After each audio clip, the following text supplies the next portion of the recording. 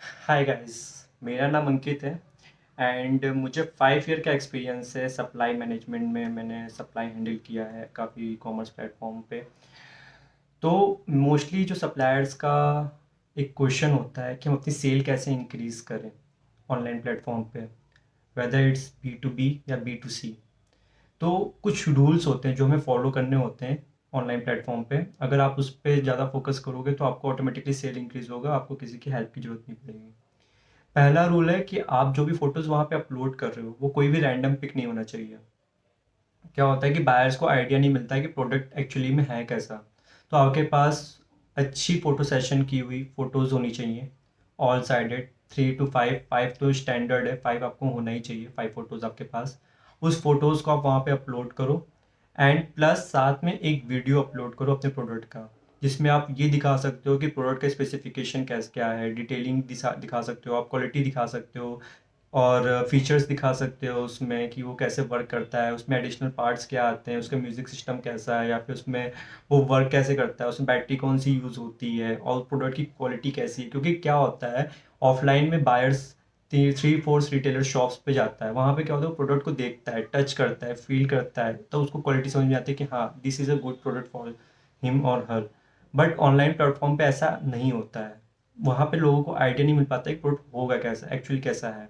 तो वो वीडियो से उनको थोड़ा क्लियरिटी मिल जाती है कि हाँ ये प्रोडक्ट एक्चुअल में ऐसा आने वाला है। सेकेंड थिंग है डिटेलिंग एंड स्पेसिफिकेशन।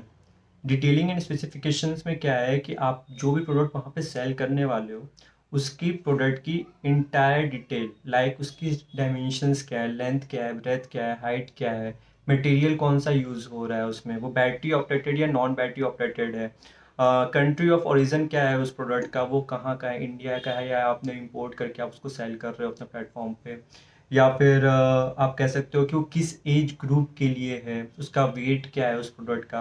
तो ये सारी चीज़ें जो हैं आप अपने वीडियोस में भी आप डालो, प्लस अपने डिटेलिंग में भी डालो प्रोडक्ट की स्पेसिफिकेशंस में। क्योंकि यूजुअली क्या होता है कि जब भी बायर प्लेटफॉर्म पे आता है तो उसका पास इतना टाइम नहीं होता है वो स्पेसिफिकेशन डिटेल्स में जा पाए। वो केवल वीडियोस और फोटोज़ को चेक करता है, वो ऑर्डर प्लेस कर देता है। तो अगर आप इसमें वीडियोस में भी ऐड करते हो तो ये आपके लिए प्लस पॉइंट है। अगर आप इमेजेस में भी अगर साइड में आप शो कर सकते हो कि आपके पास कितने कलर्स का वो प्रोडक्ट है, प्लस क्या साइज आ सकते हैं उसमें, अगर आप उसमें कॉम्बो क्रिएट कर सकते हो तो वो आपके लिए और अच्छा हो। तो ये डिटेलिंग्स आप अपने लिस्टिंग्स में ऐड कर सकते हो। इससे क्या होगा, बायर को क्लैरिटी मिल जाएगी क्या, हाँ एग्जैक्टली यही प्रोडक्ट उसके पास आने वाला है, उसका साइज इतना होगा, ताकि वो बायर के एक्सपेक्टेशन को मैच कर पाए। थर्डली ये है कि अपने प्रोडक्ट पे आप ट्रैफिक ले आने की कोशिश करो। ट्रैफिक इन द सेंस कि आप अपने जो भी आपका अकाउंट मैनेजर है उससे आप कनेक्ट करो, उसको ये बोलो कि मुझे अपने प्रोडक्ट पे बैनर रन करवाने हैं, या फिर seller of the day run करवाना है जिसपे मैं एक दिन के लिए डिस्काउंट दूंगा, आप मेरे इंटायर लिस्टिंग्स को प्रमोट करो। या फिर आप DOTD रन करा सकते हो कि अगर आपके पास कोई एक प्रोडक्ट है जिसका काफ़ी सारा लॉट बचा हुआ है, वो सेल नहीं हो रहा है, तो उसको प्रमोट करने के लिए उस पर एक दिन की सेल चला दो। क्योंकि क्या होता है कि उस प्रोडक्ट में पोटेंशियल होता है कि वो मार्केट में बिक सकता है, but somehow any of the reasons वो प्रोडक्ट सेल नहीं हो रहा है। तो उसमें क्या होगा कि अगर आप एक दिन की सेल चलाओगे वो प्रोडक्ट आपका कुछ तो सेल होगा, प्लस जब वो बायर के पास मिलेगा, बायर को उसकी क्वालिटी समझ में आएगी, तो वहाँ पे आपके रिपीटेशन ऑर्डर जनरेट होना स्टार्ट हो जाएंगे। तो ये सब चीज़ें काफ़ी मैटर करती हैं। प्लस अगर आप अपने ब्रांड्स को प्रमोट करते हो, अगर कोई आप नया प्रोडक्ट लॉन्च कर रहे हो तो उसकी लॉन्चिंग आप डिसाइड करो कि हाँ मैं 5 डेज़ बाद कोई लॉन्च करने वाला हूँ, तो आप मुझे मेरा टीजर चलाओ 3 डेज़ का, 3 days to go, 2 days to go, फिर उसके बाद अपनी लॉन्चिंग दिखाओ अपने प्रोडक्ट्स की, ताकि वो बायर को एक हिट करे कि हाँ ये प्रोडक्ट आने वाला है, ये प्रोडक्ट आ रहा है, इस दिन आज लॉन्च होना है, ये मुझे चाहिए। तो वो बायर का एक साइकोलॉजी थॉट भी बन जाता है कि हाँ ये प्रोडक्ट है, ये बिक सकता है, तो वो परचेज करना स्टार्ट। प्लस इसमें एक चीज़ और होता है, इसमें हम पुश नोटिफिकेशन भी करवा सकते हैं। Push notification in the sense कि आपका जो भी प्रोडक्ट है, तो होता है क्या है, कंपनी के पास पूरा डेटा होता है कि कौन सा बायर उनका कौन सा प्रोडक्ट परचेज करता है। तो उनके पास ये भी ऑप्शन होता है कि वो एक नोटिफिकेशन रन कराएं जिसमें बायर को एक आइडिया मिल जाए कि ये प्रोडक्ट लॉन्च हुआ है। तो उसमें क्या होता है कि अगर लाइक आप ट्राईसाइकिल हो गया या वॉकर हो गया या कोई भी प्रोडक्ट आप अगर लॉन्च कर रहे हो, ठीक है, तो आप बोलोगे मुझे या 10,000 बायर को रीच आउट करना है, जो भी मेरे टॉप 10,000 बायर्स हैं, वो मल्टीपल सिटीज़ से हो सकते हैं, तो उनको मुझे रीच आउट करना है, आप पुश नोटिफिकेशन प्लान करो। तो आप वो भी करवा सकते हो, वो काफ़ी बेनिफिट्स करता है आपकी सेल इंक्रीज़ करने में। प्लस अगर आप बी टू बी प्लेटफॉर्म पे वर्क कर रहे हैं, तो बी टू बी में क्या होता है कि जो भी ऑर्डर्स आते हैं वो रिटेलर के पास जाते हैं, फिर रिटेलर उसको सेल करता है, फिर वो वापस रिपीट ऑर्डर प्लेस करता है। तो try to do fast order processing. Fast order processing से क्या होता है कि आपका जो एक मंथ में एक बायर एक बार या दो बार ऑर्डर प्लेस कर पा रहा है, अगर आप उसी ऑर्डर को नेक्स्ट डिस्पैच करते हो, एंड 3 से 4 या 5 डेज में मैक्सिमम मैं लेता हूँ कि अगर 5 डेज में उसको प्रोडक्ट मिल जाता है, तो वो उस प्रोडक्ट को जितना जल्दी उसको मिलेगा वो उसको सेल करेगा एंड रिपीट ऑर्डर प्लेस करेगा। तो इससे क्या होता है कि आपका एक ही बायर से रिपीटेशन ऑफ ऑर्डर इंक्रीज हो जाता है, वो 3 टाइम्स टू 4 टाइम्स भी हो जाता है। अगर आपको इसको और इंक्रीज करना है तो आप ट्राई करो कॉम्बो लिस्टिंग क्रिएट करने की। कॉम्बो लिस्टिंग्स में क्या होता है कि हम क्या करते हैं कि एक हमारा लॉट है 100 पीसेस का, तो हम वही सेल करेंगे नहीं।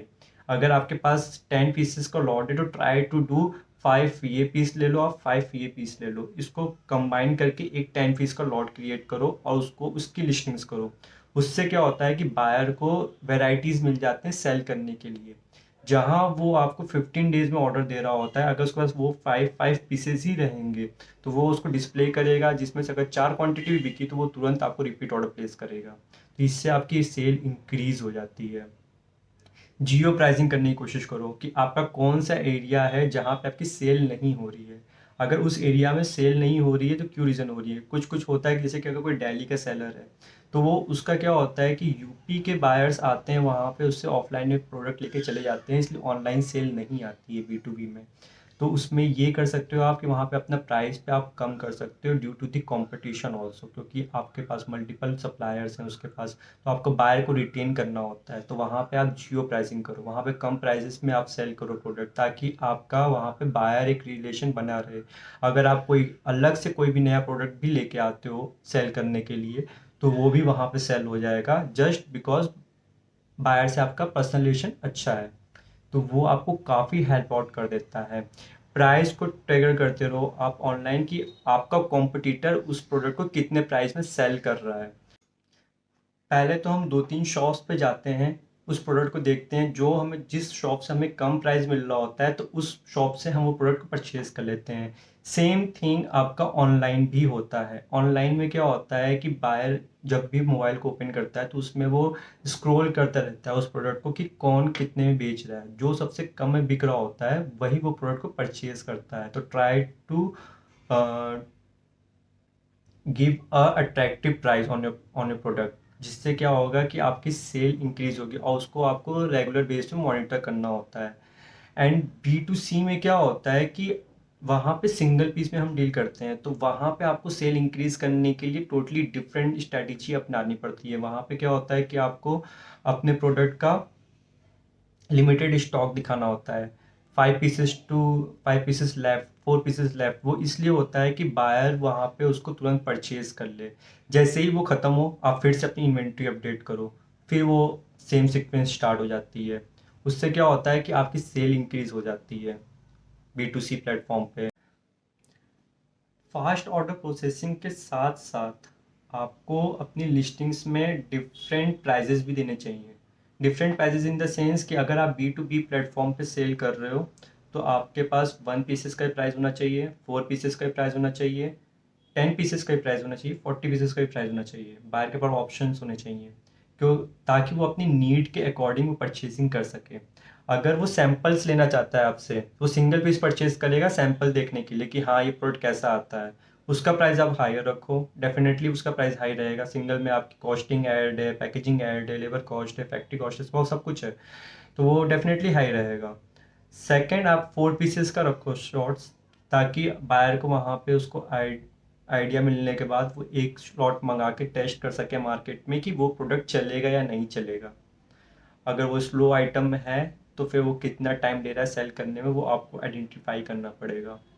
फिर उस पे उसके बाद आप अपनी क्वांटिटी इंक्रीज कर सकते हो और अपनी बल्क एमओक्यू पे आप बेस्ट रेट भी दे सकते हो फिर। ताकि अगर कोई आपका एक बायर है जिसके मार्केट में प्रोडक्ट हिट कर गया तो वो आपसे बल्क परचेज उस प्राइस पे कर पाएगा। तो ये आपके लिए काफ़ी बेनिफिशियल होगा।